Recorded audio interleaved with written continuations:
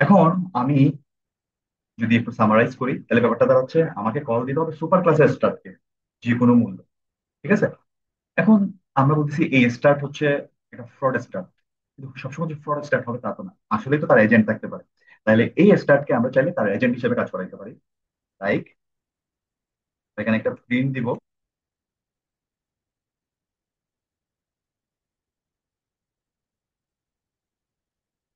It's not working. ওকে, আমরা এখানে একটা প্রিন্ট দিব। Star star of local class. এখন এরপরে এসে আমি বলতেছি যে এটাকে চাইলে আমরা এখন একটু রিকভার করতে পারি, বা এই স্টারটাকে অ্যাকচুয়াল যে স্টারের সাথে আমরা যোগাযোগ করতে চাই তাদের মধ্যে লিঙ্ক আপ তৈরি করে দিতে পারি। আর আমরা জানি সেই লিঙ্ক আপ তৈরি করার ওয়ে হচ্ছে সুপার ডট স্টারকে কল করা। তো এখন যদি আমরা এটা করি তাহলে সেই এজেন্টের কাছেই আমরা টাকা দিয়েছি বা এজেন্টের সাথে আমরা যোগাযোগ করেছি, আর সেই এজেন্ট আমাদের হয়ে যোগাযোগ করেছে অ্যাকচুয়ালি অ্যাডমিশন অফিসে বা অ্যাকচুয়াল সুপার ক্লাসের স্টার্টের কাছে। তো এখন আমার থ্রেডটা আসলেই তৈরি হবে, এবং আমরা এখানে দেখতে পাবো যে রানটা কল হচ্ছে। তো যদি দেখায়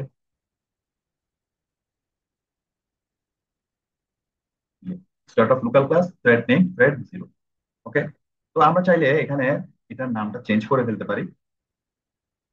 t1 ডট সেট নেম, আমরা এটার নাম দিয়ে দিই এই, তাহলে একটু সুবিধা হয়। আমরা যদি কোনো নাম না দেই তাহলে বাই ডিফল্ট সে thread zero thread one thread two thread three এভাবে করে ইউজার ডিফাইন থ্রেড গুলাকে নাম দিয়ে থাকে। এখন আমরা এ করে ফেলেছি। তো থ্রেড নেম এ এখানে প্রিন্ট হচ্ছে। ওকে, তো আমি আসলে যেটা বলতে চাচ্ছি যে আমরা চাইলে এটাকে এরপরও একটা লিঙ্ক আপ করে সুপার ক্লাসের স্টার্টের কাছে কল দিতে পারি, দেন সে সুপার ক্লাসের স্টার্ট এবার রানকে কল দিই। এই হচ্ছে বিষয়। এবার আমি যদি কোয়েশ্চন করি, এখান থেকে আমি যদি রান মেথডকে কল দিই তাহলে কি হবে? এখান থেকে রান মেথডকে কল দিলে আসলে এখানেই ডিরেক্ট রানে চলে আসবে, এবং এখান থেকে রানের কাছে আসা মানে কিন্তু থ্রেড স্কেজুলের কাছে এনলিস্ট হয়ে আসা না। তাই এখানে মেথডটা আসলে মেইন মেথড, সরি থ্রেডটা মেইন থ্রেড হিসেবে দেখা হবে। Thread name main. তো সহজ হিসাব, আমাকে সুপার ক্লাসের স্টার্টের কাছে যাইতেই হবে যাতে থ্রেড স্কেজুলার কাছে আমি ফর্মটা এনলিস্ট করাইতে পারি। এটা ছাড়া আর কোনো ওয়ে নাই যে থ্রেড হিসেবে এনলিস্টেড হওয়ার। এখন সেটা আমরা এখান থেকে ডিরেক্ট কল করে যেতে পারি। এখন সেটা আমরা এখানে স্টার্ট থেকে সুপার ডট স্টার্টের মাধ্যমে হইতে পারে। আমরা যদি নিজেরা একটা ডেমো ক্লাস তৈরি করি সেই ক্লাস থেকেও আমরা কলটা দিতে পারি। কিন্তু ডেমো ক্লাস থেকে স্টার্টের থ্রুতে কল না দিয়ে ডেমো ক্লাস থেকে যদি রানে কল দিতাম তাহলে আবারও সেই মেনই হইতো। ঠিক? আবার আমরা রান, এই যে এখানে রান, সে রানের আগেও কিন্তু চাইলে নর্মালি এটা একটা লুপের মতো হয়ে যাবে, তাই এটা করা খুব বেশি রিলেভেন্ট না এখানের মধ্যে আসলে স্টার্ট মেথডকে কল করাটা। কারণ তো ওখানে যাবে আবার কল করবে, আবার যাবে আবার কল করবে, আবার যাবে আবার কল করবে, এরকম একটা বিষয়। সো এটা আমরা বাদ দিই। আমরা যদি মেন কথাটা আরেকবার বলি হচ্ছে থ্রেডকে থ্রেড হিসেবে কাজ করানোর জন্য আমার সুপার ক্লাসের স্টার্টকে কল, এই হচ্ছে বিষয়। ওকে, এবার আমি এখানে কিছু বিষয়ের সাথে পরিচয় করাই। আমার প্রশ্ন হচ্ছে আমার তো একটা থ্রেড এমনিই তৈরি হয়, তাহলে আমার এই রানটাকে ইমপ্লিমেন্ট করার কি দরকার? রানটাকে ইমপ্লিমেন্ট করার দরকার হচ্ছে আমি একটা থ্রেড তৈরি করবো, আমি চাই আমার থ্রেড আমার জন্য এই কাজগুলো করবে। এখন আমি যদি নিজে সেই থ্রেড আমার জন্য কাজটা করুক এটা চাই, তাহলে সেটা সেই থ্রেডের রানের মধ্যেই করতে হবে। অর্থাৎ প্রত্যেকটা থ্রেডের জন্য রান মেথডটা কল হবে, এবং এই রানের ভিতর যেগুলো করবো সেগুলাই সেই থ্রেডের জন্য কাজ করতেছে হিসাবে আমরা ধরে নিতে পারি। অথবা আমরা যদি এখানে কোনো একটা মেথড লিখি, সেই মেথডটা যদি আমি রান থেকে কল দিই, তাহলে যেমন আমি একটা মেথড লিখেই ফেলি, ভয়েড ডেমো লিখলাম। ওকে, এবার এখানে আবারও সেম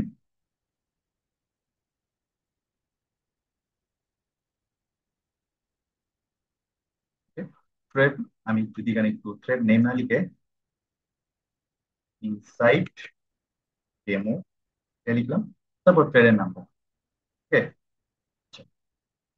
তো আমরা জানি সুপার ক্লাস থেকে যদি সে আসে, তাইলে এখানে থ্রেডের এটা চেঞ্জ হবে, নাইলে চেঞ্জ হবে না।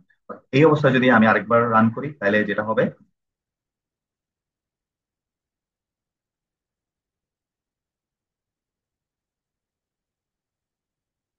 আচ্ছা, এখানে এটা একটু রাখতে হবে, না তো কোনো মেথডই কল হচ্ছে না। তাহলে এটা প্রথমে আসবে স্টার্টের কাছে, স্টার্ট অফ লোকাল ক্লাস, এটা প্রিন্ট হবে রানের থ্রুতে, কোনো থ্রেড স্কেজুলার কাছে না গিয়ে এখানে আসবে। সে তার থ্রেডের নামটা প্রিন্ট করবে, আমরা এক্সপেক্ট করছি সেটা মেইন হবে। আবার আমরা যদি এখান থেকে ডেমোকে কল দিয়ে দিই, তাহলে এখানে এসে ইনসাইড ডেমোতে আবারও মেইনই প্রিন্ট হওয়ার কথা। তো লেটস সি, লেটস সি, এটাই মেইন মেইন প্রিন্ট হচ্ছে। এবার যদি আমি এটা করতাম, লাইক এখানে রানটাকে কেটে সুপার করে দিতাম, তাইলে এখানের স্টারটা ইয়েস এখানে আসতো, দেন স্টার্ট মেথডকে কল দিত, সেই স্টার্ট থেকে এখানে রানের কাছে আসতো। অর্থাৎ রান ওর কাছে আছে, এখানেও আছে, আমরা জানি চাইল্ড ক্লাসের কাছে থাকলে চাইল্ড ক্লাসের কাছেই আসে। তো সেই হিসাবে এখানে আসবে, এখানে এসে এখন থ্রেড তো থ্রেড স্কেজুলারে লিস্টেড, তাই এখন থ্রেড হবে, আমরা যেহেতু এর নাম অ্যাসেট করেছি, এ হবে। এখন কোয়েশ্চেন হচ্ছে ডেমোতে যে কল দিলাম, ডেমো কোন থ্রেডটা পাবে। সো লেটস সি, ডেমো থ্রেডই পেয়েছে, কারণ আমি এখান থেকেই কাজটা করছি। অর্থাৎ রানের ভিতরে যে কাজটা করব, সেটা যে থ্রেডের আন্ডারে বা যে থ্রেডের জন্য এই রানটা কল হবে, সবগুলো এই থ্রেডের আন্ডারে কাজ হবে। সবগুলো রানের ভিতরে যে করতে হবে নট নেসেসারি, আমরা মেথডকে অন্য জায়গায় কল করে, কিন্তু কলটা রানের ভিতর থেকে কল করে ওই থ্রেডের আন্ডারে কাজ করাইতে পারে। এই হচ্ছে বিষয়। ওকে, দ্যাটস ইট। এবার আমি অলমোস্ট আমরা কভার করে ফেলেছি, মেন তিনটা বা মেন টপটা আমরা কভার করে ফেলেছি। আমরা এখন যেটার সাথে পরিচিত হব, সেটা হচ্ছে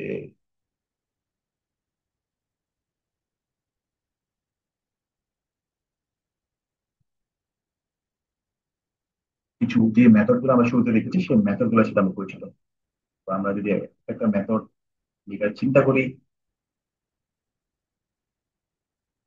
এর আগে থ্রেডের আরেকটা ইম্পর্টেন্ট বিষয় আমি যেটা এখনো দেখাইনি, ডেমোর এটা একটু কেটে দিচ্ছি। আমি একটা ফর লুপ চালাবো। For int I equal to 1, I less than equal to 4, I plus plus. এখানে এসআউট, আমি প্রথমে থ্রেডের নামটা প্রিন্ট হোক সেটাও চাই। তো প্রথমে হবে আই প্রিন্ট হবে, প্লাস স্পেস দিয়ে প্লাস। তো আমি যদি কোডটা রান করি, একটু সিম্পল করার জন্য এখানের এই স্ট্যাকটাকে আপাতত কমেন্ট করে দিই, তাতে কিন্তু আমার কোডে বিশেষ কোনো চেঞ্জ হবে না, শুধু এই লাইনটা প্রিন্ট হবে না। অর্থাৎ এখন সে ডিরেক্ট সুপার ক্লাসের স্ট্রাকচার কল দিবে, দেন সেটা এত রানে কল দিবে। ওকে,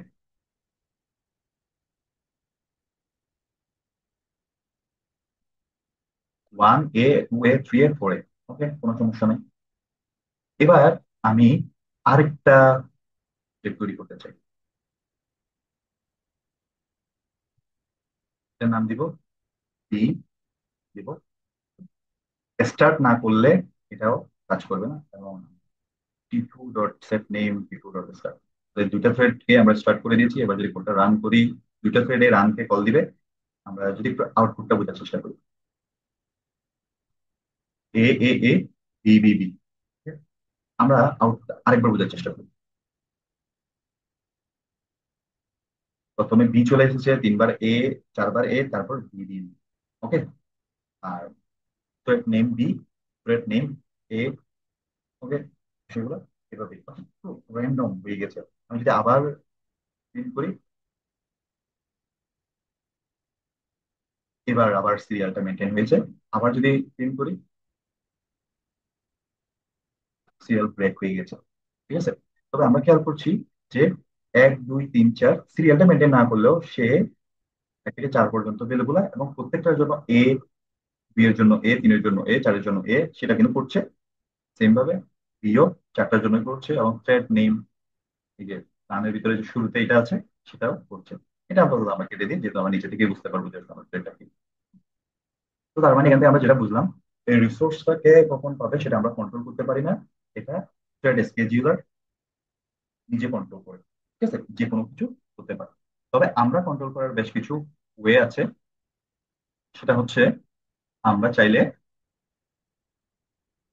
এখানে একটা মেথড ইউজ করতে পারি। সেই মেথডের নাম হচ্ছে T one dot join. T one dot join বলতে আসলে যে কোনো ইয়ের সাথে আমরা সেটা ইউজ করতে পারি, যে কোনো অবজেক্টের সাথে। এবং যেহেতু এখানে টি ওয়ান, তার সাথে টি টুর সাথে ইউজ করতে পারতাম টি টু ডট জয়েন। এটা একটা এক্সেপশন থ্রো করে, এবং সেটা চেক এক্সেপশন বলে, আমাদেরকে ফোর্স করতেছে এটা হ্যান্ডেল করার জন্য। আমরা সেটা থ্রোস কিওয়ার্ড দিয়ে হ্যান্ডেল করব। এই কারণে ট্রাই ক্যাচ দিয়ে হ্যান্ডেল করতে পারতাম, থ্রোস দিয়ে ইউজ করে আমরা বাইপাস করে দিয়েছি ইন্টারাপ্টেড এক্সেপশন। ওকে, আমরা যেহেতু মেইন মেথডের মধ্যে এক্সেপশনটা ফেস করেছি, আমরা জানি এটার হ্যান্ডেলারকেই আসলে ট্রাই ক্যাচের মধ্যে দিয়ে এটাকে হ্যান্ডেল করতে হয়। তো আমাদের এখানে মেইন এর পরে তো আমরা জেবিএম এর কাছে ফেরত যাবো, তাহলে আসলে এটা হ্যান্ডেল করবে জেবিএম। ওকে, অর্থাৎ এটা একটা ফাঁকিবাজি বলা যেতে পারে। ট্রাই ক্যাচ দিয়ে করলে আমাদের নিজেদেরকে এখানে হ্যান্ডেল করতে হবে। ওকে, তাহলে কিউ ওয়ান ডট জয়েন একটা এক্সেপশন থ্রো করে, যেটাকে চেক এক্সেপশন মনে রাখি। তাহলে এটাতে আমরা বলতে পারি ওয়েট, ওয়েট না বলে ফোল্ড বলি, fold force resource until execution finished. এটা হচ্ছে বিষয়। এখন এখানে যদি আমরা এভাবে লিখি, তাহলে এ পুরোটা শেষ না হওয়া পর্যন্ত রিসোর্স হোল্ড করে রাখবে। আমরা যদি কোডটা একটু রান করি, তিনবার সবগুলো এ শেষে দেন বি প্রিন্ট হয়েছে। যদি কোডটা আবারও রান করি, সবগুলো এ শেষে বি প্রিন্ট হয়েছে। যদি কোডটা আবারও রান করি, সবগুলো এ শেষে বি প্রিন্ট হয়েছে। যদি জয়েন্টটাকে কেটে দিয়ে কোডটা রান করি, মিক্স আপ হয়ে গেছে। ওকে, এটাই দেখানোর চেষ্টা করছি। এখন এখানে আমরা যদি প্যারামিটার ইউজ করি, তাই 500 দিলাম। এর মানে হচ্ছে এ কে সে 500 মিলি সেকেন্ড টাইম দিবে তার এক্সিকিউশন ফিনিশ করার জন্য। যদি এর মধ্যে শেষ করতে না পারে, তাহলে তাকে ওয়েটিং স্টেজে পাঠাইয়া অন্য কাউকে রিসোর্স দিয়ে দেওয়া হবে। লাইক আমি যদি একটু এক্সাম্পল দিয়ে বোঝানোর চেষ্টা করি, আমার 1 থেকে 100 পর্যন্ত প্রিন্ট করতে হবে। 500 মিলি সেকেন্ডের মধ্যে সে 1 থেকে 70 পর্যন্ত প্রিন্ট করতে পেরেছে, তাহলে বাকি 30টা বাকি রেখেই রিসোর্স অন্য কাউকে দিয়ে দেবে। 500 মিলি সেকেন্ড মানে হচ্ছে অর্ধ সেকেন্ড। আর যদি এভাবে লিখি, তাহলে 100 পুরোটাই শেষ করে দেন অন্য কাউকে রিসোর্স দিবে। এই হচ্ছে বিষয়। মানে পুরা কাজ শেষ করে, টি এর পুরা কাজ শেষ করে টি ওয়ান এর, তখন অন্য কাউকে রিসোর্স দিবে। এবার আমরা আরেকটা কিওয়ার্ডের সাথে পরিচিত হব, সেটা হচ্ছে স্লিপ।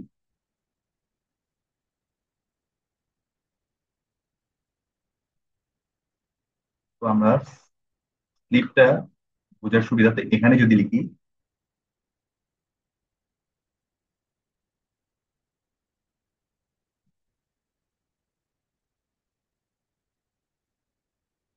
আমরা এ লাইনের পরে স্লিপটা দিই। স্লিপ, এটা হচ্ছে আমার thread কিছুক্ষণের জন্য ওয়েট করাই রাখে। তো এটার জন্য আমরা লিখতে পারি thread dot sleep। এই ক্ষেত্রে আমাকে একটা ভ্যালু দিতে হবে। তো যাক, আমরা ভ্যালুটা দিচ্ছি আপাতত 1000 মিলি সেকেন্ড। এখানেও সেম, এটাকে আমাকে ট্রাই ক্যাচের মধ্যে রাখতে হবে, কারণ এটাও একটা এক্সেপশন থ্রো করে।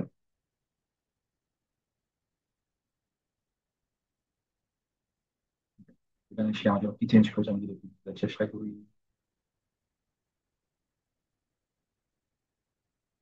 ট্রাই ক্যাচ, এখানে আমি লগার এই সেই এগুলো আপাতত দিয়ে দিই। আমরা আমাদের নন ফরম্যাটে এক্সেপশন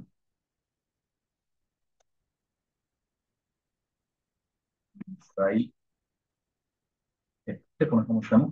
ওটার কারণে এখানে হয়তো কিছু বিষয় অ্যাড হয়ে যেতে পারে। দেখে আসি যে লগআর, আর যদি আমরা ইউজ করি না এগুলো আমাদের দরকার নেই। ওকে, দ্যাটস ইট। তো এখানে যেটা হবে, কিছুই করি নাই আমরা, যে লুপটা ছিল সেই লুপটাই আছে। সেই লুপের ভিতরে আমাদের একটা লাইন ছিল যে প্রিন্ট করে, সেই লাইনটাকে আমরা জাস্ট তারপরে স্লিপ দিয়েছি বলে এই দুইটা লাইনকে ট্রাই এর মধ্যে দ্যাটস ইট। তারপর যেহেতু ট্রাই, তাহলে তো ক্যাচ লাগবে, ইম্পারেটিভ এক্সেপশন কি কি থাকতে পারে কনভেনশন, দ্যাটস ইট। তো আমি যদি কোডটা একটু রান করে দেখাই, দেখছি খুব স্লোলি সে কাজ করছে। এরপরে প্রিন্ট হওয়ার পরে thread কিছুক্ষণ স্লিপে যাচ্ছে, আর যেহেতু জয়েন ইউজ করেছি তাই এ শেষ না করে দিতে যাইতে পারছিল। আমি যে আবার রান করি, জয়েনটাকে কমেন্ট করার পরে এখন কিন্তু, এবং আমরা যদি একটু খেয়াল করি এখানে সে একটা নাইস প্যাটার্ন ফলো করতেছিল, অনেকটা এরকম। এফ একবার প্রিন্ট হওয়ার পরে সে যেহেতু স্লিপে চলে যাচ্ছে, তো রিসোর্সটা খালি হয়ে যাচ্ছে, তো রিসোর্সটা তো সে দিতে দিবে কিন্তু সবার, তো এই কারণে আসলে দিয়ে পেয়ে যাচ্ছি।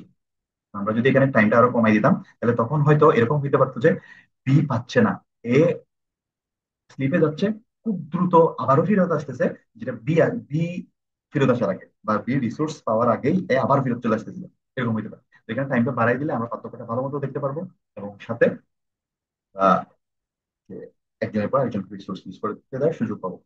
এটা মেনলি ইউজ করা হয় স্লিপটা আমরা যখন বিভিন্ন এপিআই কল করি, তা এপিআই তে বা একটা সার্ভারে যাতে খুব ফ্রিকোয়েন্টলি খুব দ্রুত সময়ে অনেকগুলো হিট না হয়, আমরা স্লিপ ইউজ করে যে আচ্ছা একটা হিট করার পর একটু পজ নিয়ে আরেকটা হিট পরে করো, এরকম স্লিপটা ইউজ করে। ওকে, আমরা স্লিপের কাজটাও বুঝতে পারলাম। এখন স্লিপের কাজটা যদি আমরা একটু ইন্টারেস্টিংলি দেখার চেষ্টা করি,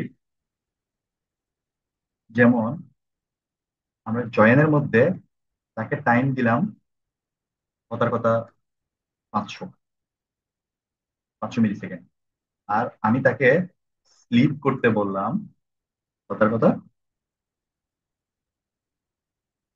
250। ওকে, তাহলে একটা শেষে 250 করে সে স্লিপ করবে, তাইলে সে যেহেতু টোটাল ওয়েট করার সুযোগ পাবে হচ্ছে 500, আর একটার পরেই তার 250 করে, আমরা ধরে নিতে পারি যে দুইটার পরে তার 500 শেষ হয়ে যাবে, আর তখন তাকে রিসোর্স ছেড়ে ছেড়ে দিতে হবে। ওকে, বা আমরা 200 করি, তাহলে তাহলে আমরা দুইটার পরে 3 নাম্বারটা হয়তো শুরু হইতে পারবে, আমরা একটু দেখি পার্থক্যটা। মানে দুইটা প্রিন্ট হওয়ার পরে তাকে রিসোর্স, সে 3টা করার সুযোগ পেয়েছে, রিসোর্স ছেড়ে দিতে হয়েছে। কিন্তু আমি যদি এখানে 300 করে দিই, তাইলে কোনোভাবেই দুইটার বেশি হওয়ার আর সুযোগ থাকবে না। Yes, that's it. এরপরে রিসোর্স ছেড়ে দিতে হচ্ছে, কারণ তার জয়েন ওই দুইটা প্রিন্ট করতে টাইম শেষ। কিন্তু এখানে যদি এখানে কিছু না দিতাম, তখন হচ্ছে সে 300 মিলি সেকেন্ড করে ওয়েট করতো, কিন্তু তারপর এর সবগুলো কাজ শেষ না হওয়া পর্যন্ত, আই মিন থ্রেড এর কাজ সবগুলো শেষ না হওয়া পর্যন্ত রিসোর্স ছাড়তো না। এই হচ্ছে বিষয়। ওকে, ইট। এখন আমরা আরো কিছু ইজি টার্মের সাথে পরিচিত হব।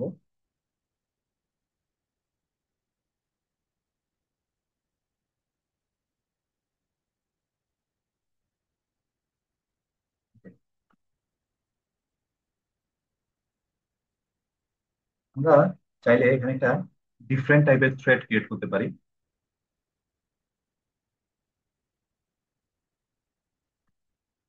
থ্রেড বেসিক, নাম দিলাম হচ্ছে এমন,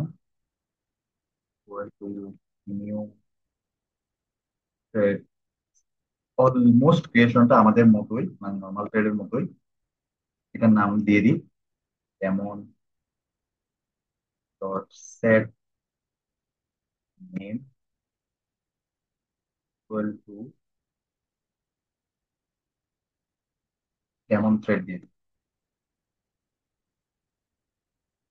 ওকে, যাতে ডিফারেন্সিয়েট করা যায় আর কি।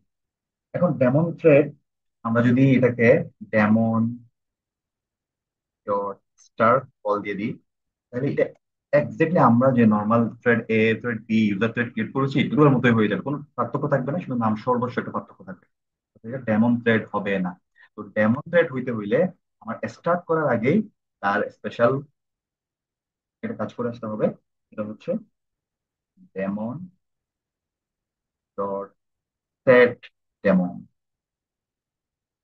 স্টার্ট ডেমো ট্রু করে দিতে হবে, তাইলেই সে কিন্তু ডেমন হবে, এবং সেটা স্টার্ট করার আগেই করতে হবে। Must be done before start call. Okay, এবং ডেমন থ্রেড কি একটু বুঝে আসি, এখানে নোট করা আছে। আমি ডেমন থ্রেড নিয়ে আগেও কিছু কথা বলেছিলাম যখন গার্বেজ কালেকশন নিয়ে কথা বলেছিলাম। ডেমন থ্রেড,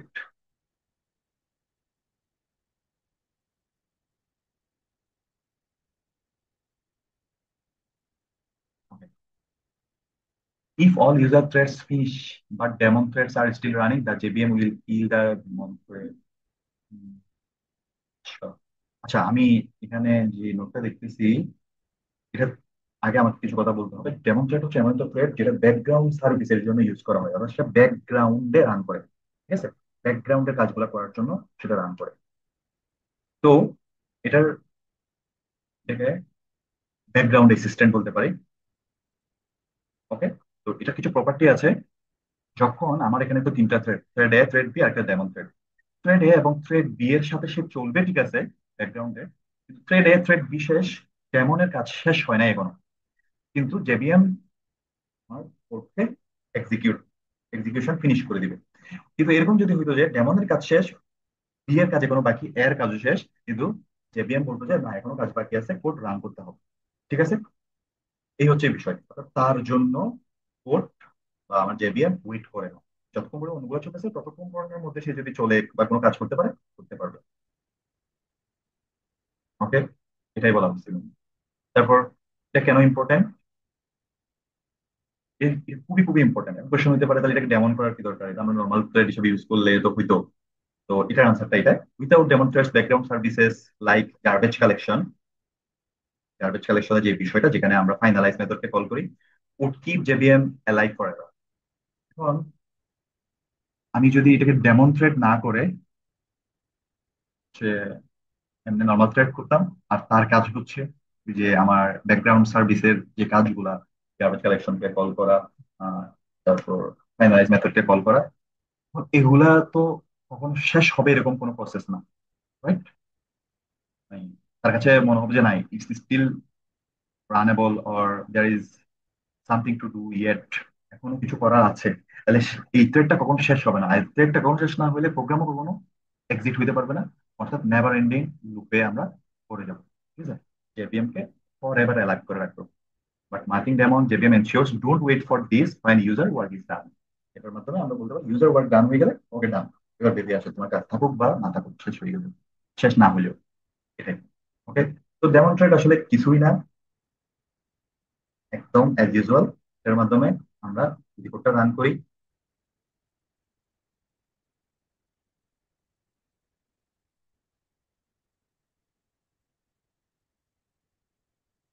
যে ডেমনস্ট্রেট গুলো সেম ভাবে কাজ করে, আমরা যদি একটু বোঝার চেষ্টা করি। হ্যাঁ, ডেমনস্ট্রেটও চারটা প্রিন্ট হয়েছে। এখন এটার পার্থক্যটা বোঝার জন্য বা আমি যেটা ক্লেম করেছি সেটা বোঝার জন্য, ডেমনস্ট্রেটটাকে আমার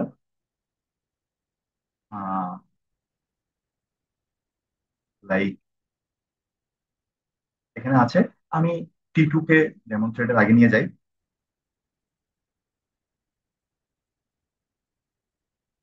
কি আমরা যেটা ক্লেম করেছি সেটা কাজ করে কিনা।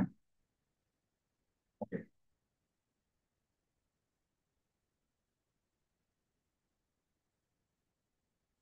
ওকে, ডেমনস্ট্রেটের কাজ আগে শেষ হয়ে গেছে। সো আমরা যদি একটু ফোর্স করে T2 কাজটা শেষ করাইতে চাই, জয়েন দিয়ে দিই। ঠিক আছে,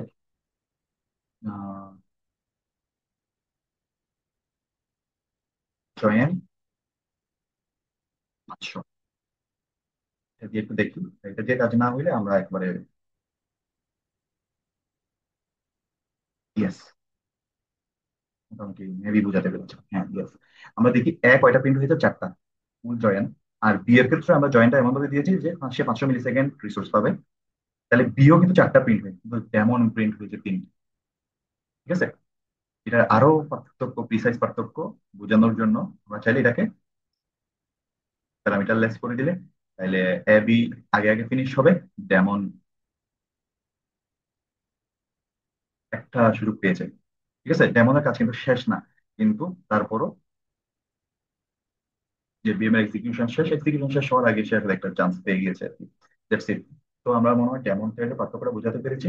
ডেমন থ্রেড তো রিয়েল লাইফে বা আমাদের অ্যাকচুয়াল কেসে ডেমন থ্রেডের এক্সাম্পল দিতে বললে হচ্ছে ওই যে আমরা যে গার্বেজ কালেক্টর ইউজ করি, সেখানে গার্বেজ কালেক্টর ডেমন থ্রেডের মাধ্যমে রান হয়। ওকে, বা এটা আমরা ডেমন থ্রেডে বলতে পারি। এবার আমি জাস্ট সিম্পল কিছু মেথডের সাথে পরিচয় করাই দিব। এই যে যেমন বলেছিলাম, নট দ্যাট ইম্পর্টেন্ট, এগুলো আমাদের ইচ্ছা হলে আমরা ইউজ করতে পারি। Like p1 dot set priority.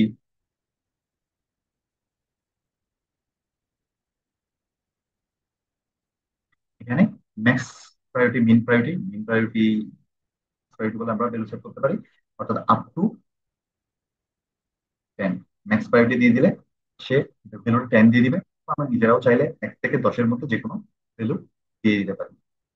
Like 7 দিলাম, কারণ যার ভ্যালুটা বেশি হবে সে প্রায়োরিটি পাবে। অর্থাৎ আমরা তো দেখতেছিলাম যে হচ্ছে তার স্কেডিউল এটা নিজের মতো করে ডিসাইড করছে, কিন্তু আমি যদি প্রায়োরিটি দিয়ে দিই তাহলে এক্ষেত্রে সে ইনফ্লুয়েন্স হতে পারে। কোনো গ্যারান্টি নাই যে আসলে আমরা যেই প্রায়োরিটি দিচ্ছি সেই প্রায়োরিটিতে সে কাজ করবে, তবে ইনফ্লুয়েন্স হওয়ার পসিবিলিটি আছে। বেশিরভাগ ক্ষেত্রে প্রায়োরিটিটা কাজ করে আর কি।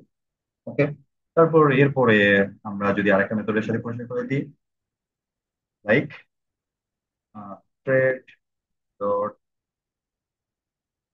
Active count. এর মাধ্যমে আমরা বর্তমানে কয়টা থ্রেড, অবশ্যই এটা এখানে দিলে হবে না, এটা একটা প্রিন্ট ফাংশনের মধ্যে দিতে হবে।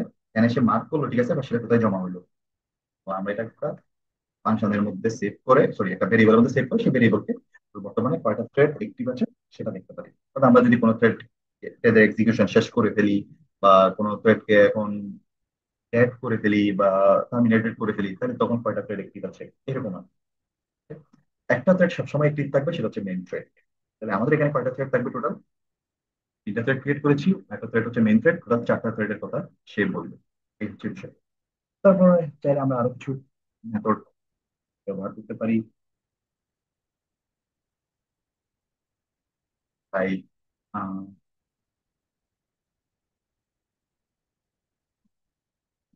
গেট নেম, সেট নেম যেমন করেছি তেমনি গেট নেম আমরা করতে পারি। তারপর এরপরে কোন একটা থ্রেড নিজে বেঁচে আছে কিনা সেটা আমরা দেখতে পারি, ইজ এলাইভ। ওকে, তাহলে এই হচ্ছে বিষয় যে ইজ এলাইভ। তো অবশ্যই এটাকে বুলিয়ান ভ্যালু রিটার্ন করে, তাই এখানে কোনো কিছু প্রিন্ট হবে না, এটাকে আমাকে কিসের মধ্যে প্রিন্ট করতে হবে, একটা ভেরিয়েবলের মধ্যে সেভ করে, অথবা ডিরেক্ট প্রিন্ট ফাংশনের মধ্যে দিয়েও এই থ্রেডটা এলাইভ এলাইভ আছে কিনা দেখতে পারি। তারপর সেম ভাবে আমরা দেখেছি যে এটা থ্রেড কিনা, আমরা যদি একটু প্রিন্ট করে দেখাই,